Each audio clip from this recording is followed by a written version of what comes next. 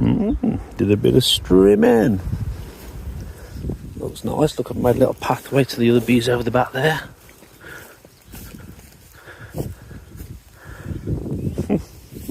So here we go.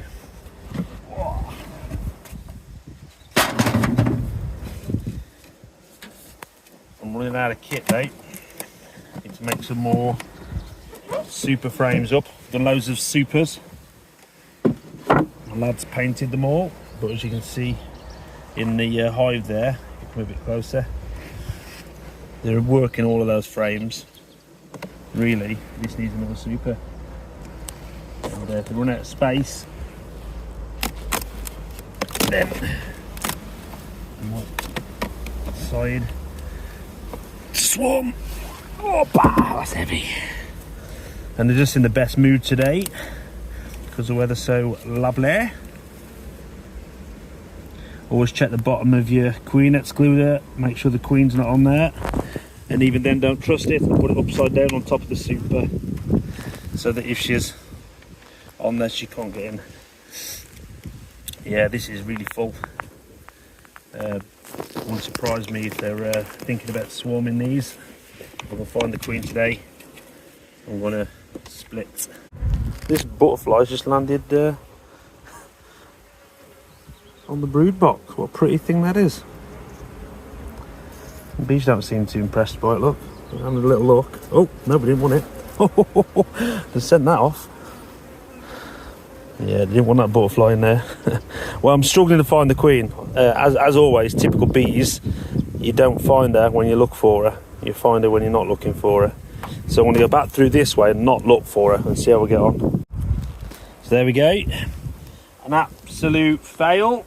Sometimes you just can't find her. And today on this colony is exactly that. There you go. That's it. And the reason why we get rid of this excess wax off the top of the build is because otherwise your queen excluder doesn't sit nicely on top of the frames, and Her Majesty can then get up into the supers where all your honey is and lay eggs all in your honey, which is not what you want. So I'm doing a split now because I found the queen in this one. She was marked, luckily. Take the camera sets up, thank you. Show the queen. There she is, that white dot on her back running around there. Lovely queen, that. It's actually one I've ordered in. I've not bred that one myself. And this frame's great. It's got all pollen in there. It's got some cat brood. I don't need to worry about putting eggs in this one because the queen's in this one. But I will make sure they've got some stores and that there's plenty of bees in there. And I need to make sure this one has got some eggs so that they can make a new queen.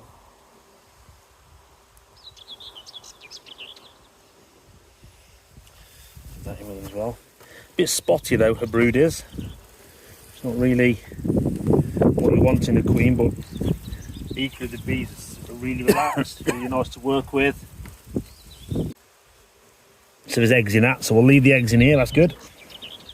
So I don't know if you can see them on the camera, it's probably going to be difficult, but you've got this cat brood here, and then if you look inside those, you can't really see on the camera I don't think, those cells, there's little tiny larvae, and as you go further and further out, they become eggs. So I'll leave these in with them, and I'll make a new queen out of those eggs. And I'll not faff with that side of it. I'm leaving that. I'm going to shake some bees out though, because there's not many bees in this box. Put that in within that frame, and then they can have some blank ones to draw. These just slip down. They'll be alright. Put the new ones in there. On the roof, I've split them. I'll leave them alone for 4 weeks, 5 weeks maybe, and then I'll go in and see if they've got a queen again that's laying. We're going to strap on that and take that to another site. So this is an interesting colony because It's got no brood at all. Can't see any eggs. And yet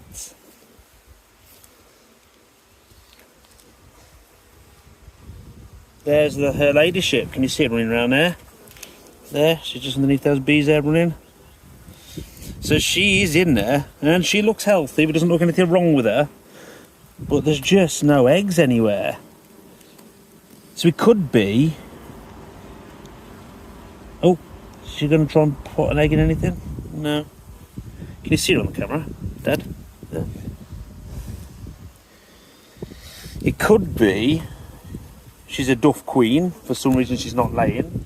It could be she's a new queen. She's only just bred. And consequently, she's not started laying yet. So, I'm going to mark her up. Because she's not marked at the moment, while I can see her. And I'm going to come back next week and see if there's a better story to tell. She's in there, there's a little sponge underneath this, so it's not hurting her. And we just want to get her so she's trapped. There, she's trapped. And then we can get this marker, put a little white dot on the back. And then we'll pull that back down so she's got space again to move around while she dries. And then we'll start putting these back in. And we'll get, because she's in the safest place she can be at the moment, I can get this colony back where I want it, get the frames all in the right position.